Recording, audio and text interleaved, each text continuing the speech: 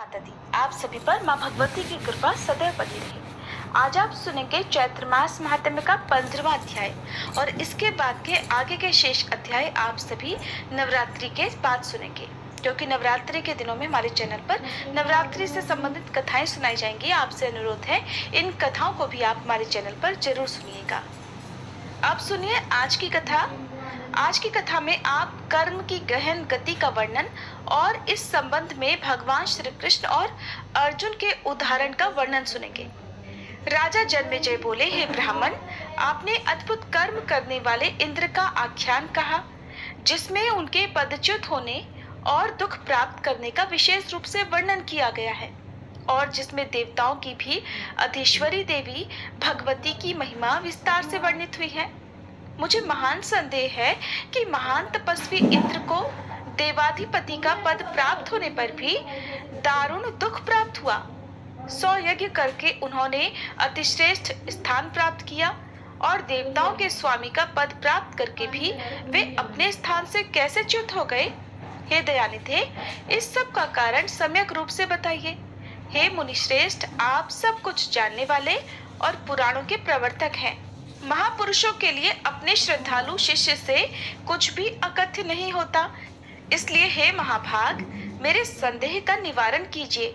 सूत जी बोले, तब राजा के ऐसा पूछने पर सत्यवती पुत्र वेद व्यास जी प्रसन्नता से उनके प्रश्नों का क्रम से उत्तर देने लगे। व्यास जी बोले, हे राजन, इसका अत्यंत अद्भुत कारण सुनो। श्रेष्ठ तत्व ज्ञानियों ने संचित, वर्तमान और प्रारब्ध के भेद से कर्म की 3 गतियां बताई हैं। अनेक जन्मों का संचित प्राक्तन कर्म संचित कर्म कहा गया है। फिर वे कर्म भी सात्विक, राजस और तामस 3 तरह के होते हैं। हे राजन, बहुत समय के संचित शुभ या अशुभ कर्म पुण्य या पाप के रूप में अवश्य ही भोगने पड़ते हैं।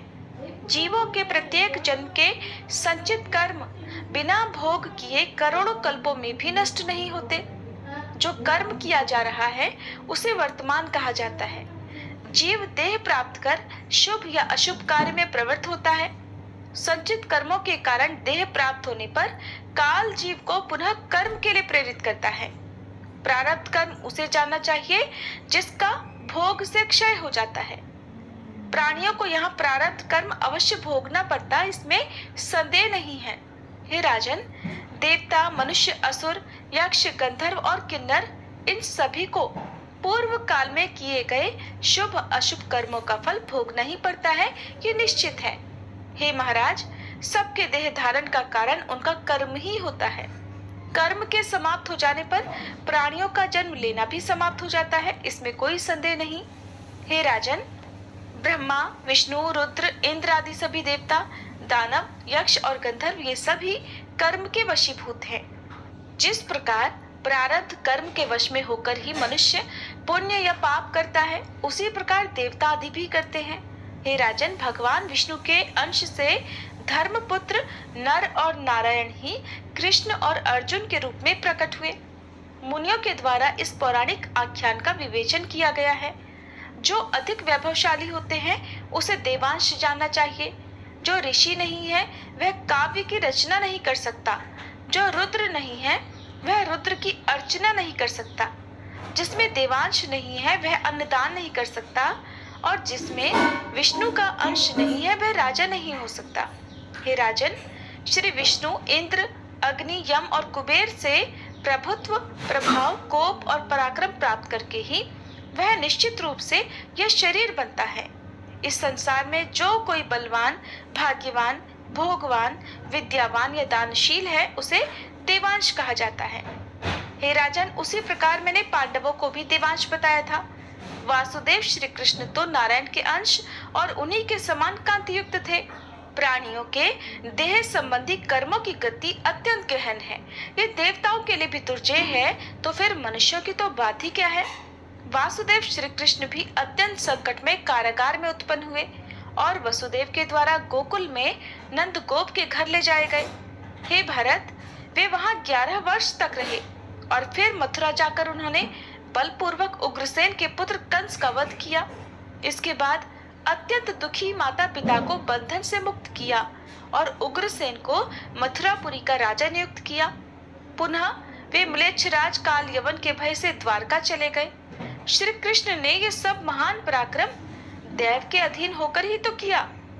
वे जनार्दन श्री कृष्ण द्वारका में अनेक कार्य करके और प्रभास क्षेत्र में देह का परित्याग कर अपने कुटुंब सहित स्वर्ग को चले गए। एक ब्राह्मण के शाप के कारण समस्त यादवगण पुत्रों, पौत्रों, मित्रों, भाइयों और बहनों सहित प्रभास क्षेत्र में नष्ट हो गए और वासुदेव श्री कृष्ण भी व्याध के बाण से परम गति को प्राप्त हुए।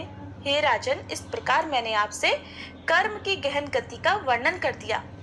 राजा जन्मेजय बोले, हे द्विजश्रेष्ठ, पृथ्वी का भार उतारने के लिए बलराम और श्री कृष्ण के अवतार की बात आपने कही, किंतु मेरे मन में अभी एक संशय है। द्वापर युग के अंत में अत्यंत दीन और आतुर होकर भारी बोझ से दबी हुई पृथ्वी गऊ का रूप धारण करके ब्रह्मा जी की शरण में गई। तब ब्रह्मा जी ने लक्ष्मीपति भगवान विष्णु से प्रार्थना की, हे भगवान, हे विभो, हे जनार्दन, पृथ्वी का भार उतारने के लिए और साधु जनों की रक्षा के लिए आप देवताओं के साथ भारतवर्ष में वसुदेव के घर में शीघ्र ही अवतार लीजिए। तब ब्रह्मा जी के इस प्रकार प्रार्थना किए जाने पर भगवान पृथ्वी का भार उतारने के लिए बलराम के साथ देवकी के पुत्र हुए। तब उन्होंने अनेक दुष्टों और सभी दुराचारी और पाप बुद्धि राजाओं को ज्ञात करके उन्हें मारकर पृथ्वी का कितना भार उतारा। भीष्म मारे गए, द्रोणाचार्य मारे गए। इसी प्रकार विराट, द्रुपद, बाह्यिक, सोमदत्त और सूर्यपुत्र कर्ण मारे गए। परंतु जिन्होंने कृष्ण की पत्नियों का हरण किया, उनका सारा धन लूट लिया, उन दुष्टों को और जो करोड़ों आभीर, शक, म्लेच्छ और निषाद पृथ्वी तल पर स्थित थे, उन सबको उन्होंने नष्ट क्यों नहीं कर दिया? तब उन बुद्धिमान श्री कृष्ण ने पृथ्वी का कौन सा भार उतार दिया? हे महाभाग, मेरे चित्त से ये संदेह नहीं हटता है। इस कलयुग में तो समस्त प्रजा पाप परायण ही दिखाई देती है।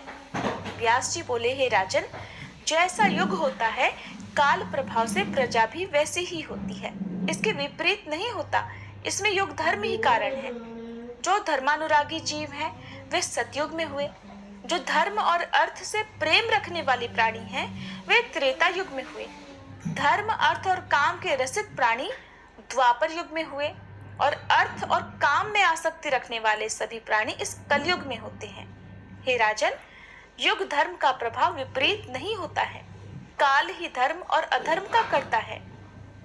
हे राजन, यदि दैव योग से ज्ञाननिष्ठ पुरुष का सत्संग प्राप्त हो जाए तो वह आंतरिक मैल को भी धो देता है। हे राजन, वेद, शास्त्र, व्रत, तप, यज्ञ तथा दान ये चित्त की शुद्धि के कारण नहीं है। ब्रह्मा जी के पुत्र वशिष्ठ वेद विद्या में पारंगत थे और गंगा जी के तट पर रहते थे। फिर भी वे राग द्वेष से युक्त हो गए।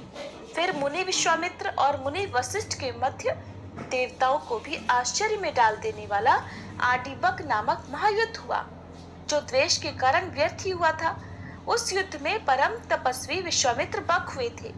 उन्हें वशिष्ठ ने हरिश्चंद्र के कारण शाप दे दिया था। विश्वामित्र मुनि ने भी वशिष्ठ मुनि को शाप देकर आदि पक्षी के देहवाला बना दिया। इस प्रकार निर्मल कांति वाले वे दोनों मुनि शाप के कारण आदि और बक पक्षी के रूप में बदल गए। वे मानसरोवर के तट पर रहने लगे और वहां नखों और चोंच के प्रहार से भयंकर युद्ध करते रहे। वे दोनों ऋषि मदोन्मत्त सिंहों के समान रोषयुक्त होकर 10,000 वर्षों तक आपस में युद्ध करते रहे। राजा बोले, श्रेष्ठ तपस्वी और धर्मपरायण वे दोनों मुनिश्रेष्ठ किस प्रकार एक दूसरे को शत्रु मानने लगे?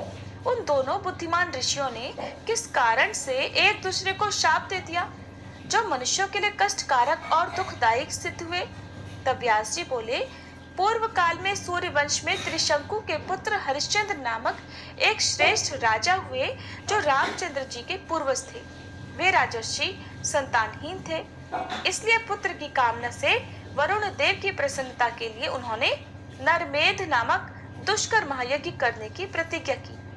उस यज्ञ का व्रत लेने से वरुण देव उन पर प्रसन्न हो गए और राजा की परम रूपवती भार्या ने गर्भ धारण किया।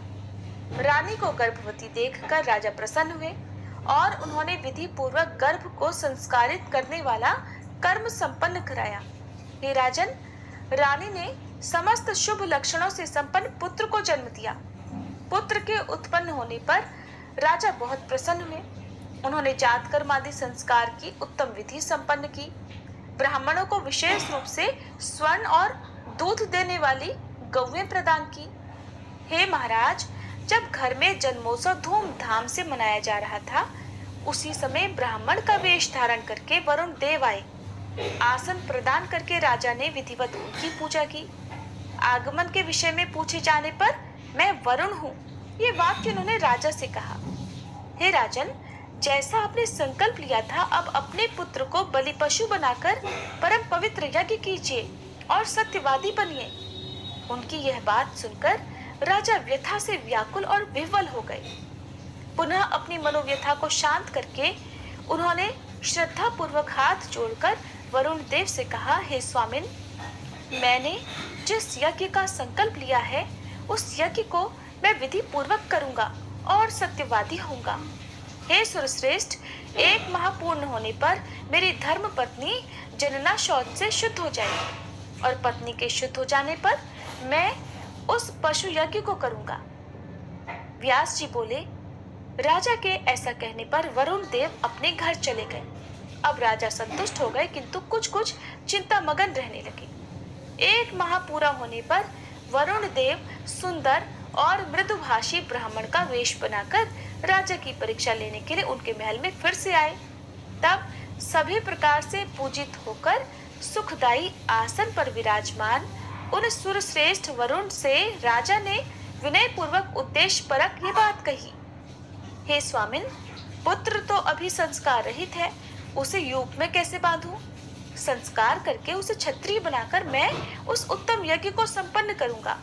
हे देव, संस्कारहीन बालक का कहीं भी अधिकार नहीं होता, इसलिए अगर आप मुझ पर दया करें तो मुझे अपना सेवक और दीन जानकर कुछ समय और दे दीजिए। वरुण देव बोले, राजन, आप समय को आगे बढ़ाकर धोखा दे रहे हैं। निसंतान होने के कारण आपका पुत्र स्नेह छोड़ना दुष्कर है, इसे मैं जानता हूँ। हे राजन, आपकी मधुर वाणी सुनकर मैं अब घर जा रहा हूँ। कुछ समय तक प्रतीक्षा करके मैं पुनः आपके घर आऊंगा। हे तात, उस समय आपको अपनी बात को सत्य सिद्ध करना होगा, अन्यथा मैं क्रुद्ध होकर आपको शाप दे दूंगा। राजा बोले, हे जलाधिनाथ, मैं समावर्तन संस्कार हो जाने पर अपने पुत्र को यज्ञ पशु बनाकर विधि पूर्वक यज्ञ करूंगा। व्यास जी बोले, राजा का यह वचन सुनकर वरुण देव प्रसन्न होकर ठीक है ऐसा कहकर तुरंत चले गए और राजा भी स्वस्थ चित्त हो गए। इधर राजा का वह रोहित नाम का पुत्र बड़ा हो गया। वह बुद्धिमान और समस्त विद्याओं में पारंगत हो गया। उसे यज्ञ का सब कारण विस्तार पूर्वक ज्ञात हो गया। तब वह अपनी मृत्यु जानकर अत्यंत भयभीत हो गया। एक दिन वह बालक राजमहल से भागकर एक अगम्य पर्वत की गुफा में चला गया और भयग्रस्त होकर वहीं रहने लगा। समय आने पर वरुण देव यज्ञ की इच्छा से राजमहल में पहुंचकर उन राजा से बोले, हे राजन, अब यज्ञ कीजिए। ये सुनकर उदास मुख वाले राजा ने दुखी होकर उनसे कहा, हे सुरश्रेष्ठ, बताइए मैं क्या करूं? मेरा पुत्र तो कहीं चला गया है। राजा की यह बात सुनकर जलचरों के अधिपति वरुण देव ने क्रुद्ध होकर असत्यवादी राजा को शाप दे दिया। कपट विशारद, हे राजन, तुमने प्रतिज्ञा करके मुझे धोखा दिया है, इसलिए तुम्हारे शरीर में जलोदर नामक रोग हो जाए। ऐसा शाप देकर पाशधारी वरुण देव अपने लोक को चले गए और रोग से पीड़ित होकर राजा अब अपने महल में चिंतित रहने लगे। जब शापजन्य रोग से राजा बहुत व्यथित हो गए, तब उनके पुत्र ने भी पिता के रोग पीड़ित होने की बात सुनी। किसी पथिक ने उससे कहा, हे राजपुत्र, शाप के कारण जलोदर रोग से ग्रस्त तुम्हारे पिता बहुत अधिक दुखी हैं। जाओ और घर जाओ। हे दुर्बुद्धि, तुम्हारा तो जीवन नष्ट हो गया, तुम्हारा तो जन्म लेना व्यर्थ हो गया, क्योंकि तुम अपने पिता को दुखी अवस्था में छोड़कर पर्वत की गुफा में छुपे हो। हे कुपुत्र, तुम्हारे इस शरीर से तुम्हारे जन्म लेने का लाभ ही क्या है, जो तुम अपने पिता को दुखी करके यहाँ रह रहे हो? राजा हरिश्चंद्र तुम्हारे लिए दुखी और व्याधि से पीड़ित होकर विलाप कर रहे हैं। पिता के लिए सत्पुत्र को प्राणों तक का त्याग कर देना चाहिए, यही सिद्धांत है। व्यास जी बोले, तब पथिक की धर्मसंगत बात सुनकर जैसे ही रोहित ने पीड़ाग्रस्त अपने पिता को देखने के लिए जाने का विचार किया, वैसे ही ब्राह्मण का रूप धारण करके इंद्र वहां आ गए। हे भारत, उन्होंने दयालु की तरह एकांत में हित की ये बात कही। हे राजकुमार, तुम मूर्ख हो जो वहां जाने का व्यर्थ विचार कर रहे हो। तुम नहीं जानते कि तुम्हारे पिता तुम्हारे लिए क्यों दुखी हैं? इंद्र बोले, पूर्व काल में राजा ने वरुण देव से प्रतिज्ञा की थी कि मैं अपने प्रिय पुत्र को यज्ञ पशु बनाकर यज्ञ करूंगा। ये उन्होंने बड़ा दुस्साहस किया था। हे महामते, अब तुम्हारे वहां जाने पर रोग से दुखित तुम्हारे निर्दयी पिता तुम्हें यज्ञ का पशु बनाकर यूप में बांधकर तुम्हारी बलि दे देंगे। अमित तेजस्वी इंद्र के इस प्रकार रोक दिए जाने पर माहेश्वरी की माया से अत्यंत मोहित होकर वह राजकुमार वहीं रुक गया। इस प्रकार जब वह अपने पिता को रोग से पीड़ित सुनकर जाने का विचार करता था, तब तब इंद्र उसे वहां आकर रोक देते थे।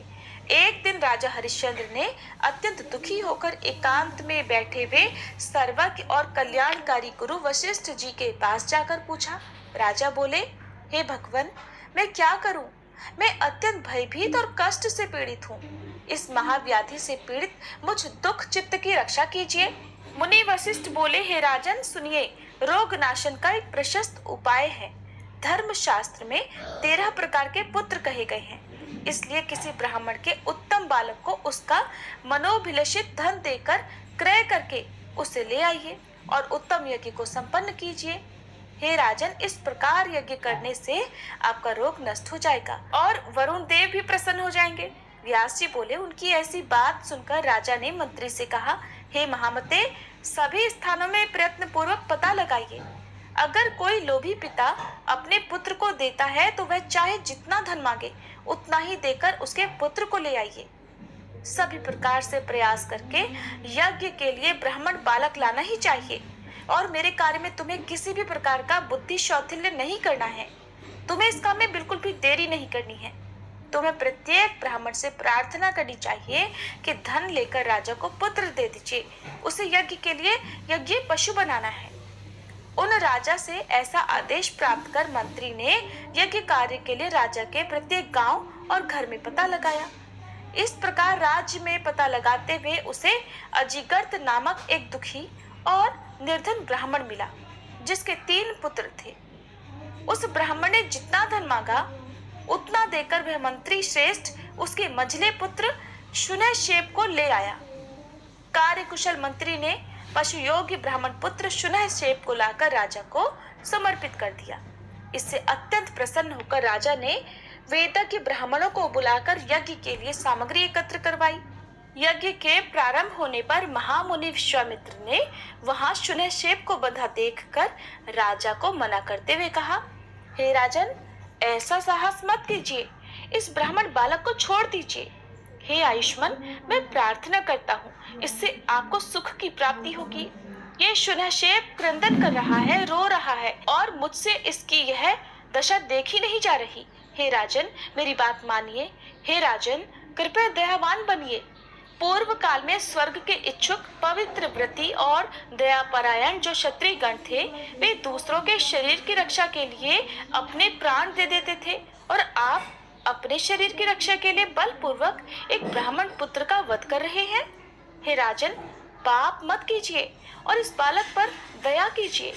हे राजन, अपने देह के प्रति सभी को एक जैसी प्रीति होती है, ये बात आप स्वयं जानते हैं।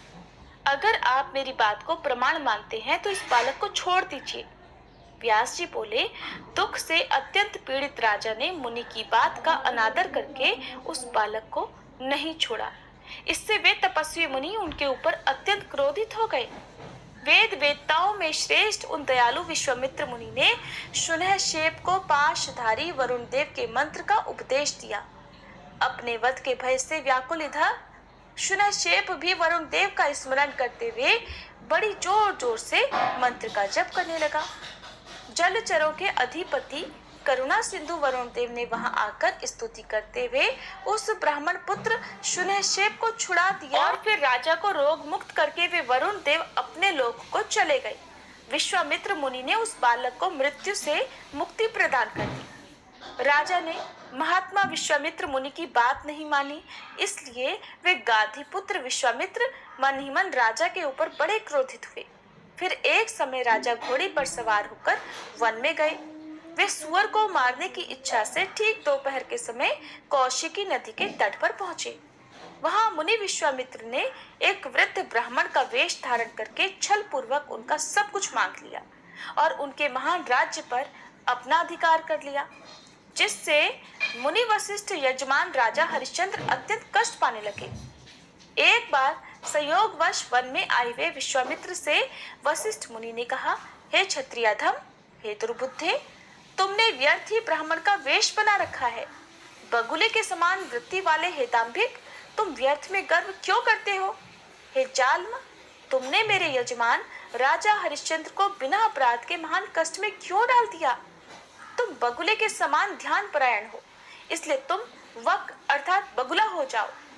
मुनि वशिष्ठ के द्वारा इस प्रकार शाप प्राप्त विश्वामित्र ने उनसे कहा, हे आयुष्मान, जब तक मैं बक रहूंगा तब तक तुम भी आड़ी पक्षी बनकर रहोगे। व्यास जी बोले, इस प्रकार क्रोध से व्याकुल उन दोनों ने एक दूसरे को ही शाप दे डाला और एक सरोवर के समीप वे दोनों मुनि आड़ी और बक के रूप में अंडों से उत्पन्न हुए। दिव्यमान सरोवर के तट पर एक वृक्ष पर घोंसला बनाकर बक रूपधारी विश्वामित्र और एक दूसरे वृक्ष पर उत्तम घोंसला बनाकर आड़ी रूपधारी वशिष्ठ परस्पर द्वेष परायण होकर रहने लगे। वे दोनों क्रोधित होकर प्रतिदिन घोर क्रंदन करते हुए सभी लोगों के लिए दुखदायी युद्ध करते थे। वे दोनों चोंच और पंखों के प्रहार और नाखूनों के आघात से एक दूसरे को चोट पहुंचाते थे। रक्त से लथपथ वे दोनों खिले हुए किंशुक के फूल जैसे लगते थे। हे महाराज, इस प्रकार पक्षी रूपधारी दोनों मुनि शाप रूपी पाश में जकड़े हुए बहुत वर्षों तक वहां पड़े रहे। राजा बोले, हे विपर्शे, वे दोनों मुनिश्रेष्ठ वशिष्ठ और विश्वामित्र शाप से किस प्रकार मुक्त हुए, ये मुझे बताइए, क्योंकि मुझे बड़ा कौतूहल है। व्यास जी बोले, लोक पितामह ब्रह्मा जी उन दोनों को युद्ध करते देखकर समस्त दया परायण देवताओं के साथ वहां आए। सृष्टिकर्ता ब्रह्मा जी ने उन दोनों को समझाकर युद्ध से विरत कर परस्पर दिए गए शाप से भी मुक्त कर दिया। इसके बाद सभी देवगण अपने अपने लोकों को चले गए। कमल योनि प्रतापी ब्रह्मा जी शीघ्र हंस पर आरूढ़ होकर सत्य लोक को चले गए और प्रजापति के उपदेश से परस्पर स्नेह करके मुनि विश्वामित्र और वशिष्ठ जी भी अपने अपने आश्रमों को शीघ्र चले गए। हे राजन, इस प्रकार मैत्र वारुणी वशिष्ठ ने भी अकारण ही मुनि विश्वामित्र के साथ परस्पर दुखप्रद युद्ध किया था। इस संसार में मनुष्य, देवता या दैत्य कौन ऐसा है जो अहंकार पर विजय प्राप्त कर सदा सुखी रह सके? इसलिए हे राजन, चित्त की शुद्धि महापुरुषों के लिए भी दुर्लभ है। उसे प्रयत्न पूर्वक शुद्ध करना चाहिए। उसके बिना तीर्थ यात्रा, दान, तपस्या, सत्य आदि जो कुछ भी धर्म साधन है वह सब निरर्थक है। कलयुग के दोषों से भयभीत व्यक्ति को कथा श्रवण आदि के द्वारा चित्त को वासना रहित करके देवी की पूजा में तत्पर रहते हुए वाणी से देवी के नामों को ग्रहण करते हुए उनके गुणों का कीर्तन करते हुए और उनके चरण कमल का ध्यान करते हुए तीर्थ आदि में नित्य वास करना चाहिए। ऐसा करने से उसे कभी कलयुग का भय नहीं होगा और इससे पापी प्राणी भी अनायास ही संसार से मुक्त हो जाता है। जय माता दी। चैत्र मास महात्म्य में आज बस इतना ही। इसके आगे का वृतांत अब आप सभी नवरात्रि के बाद सुनेंगे। कथा को अंत तक सुनने के लिए आप सभी का बहुत बहुत धन्यवाद।